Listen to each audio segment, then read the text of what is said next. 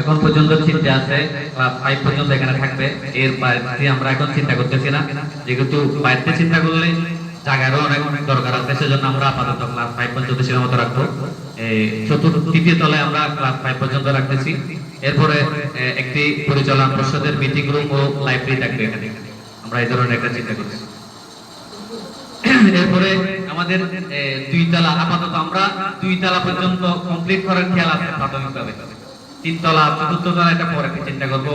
আপাতত আমরা 2 তলার একটা এস্টিমেট কস্ট যেটা আছে আমরা এখানে আমরা তুলে ধরেছি, যেটা ইঞ্জিনিয়ার আমাদেরকে দিয়েছে।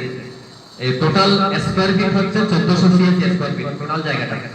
এখানে সিমেন্ট লাগবে 1200 ব্যাগ, বালি লাগবে 3690 ব্যাগ, ক্রিকেট যেটা বাঙ্গার সেটা লাগবে 40,655, তারপর ব্রিক্স ওয়ালের জন্য ফার্স্ট ক্লাস ব্রিক্স লাগবে 21,552, রড লাগবে 17 টন বা 18 টনের মতো।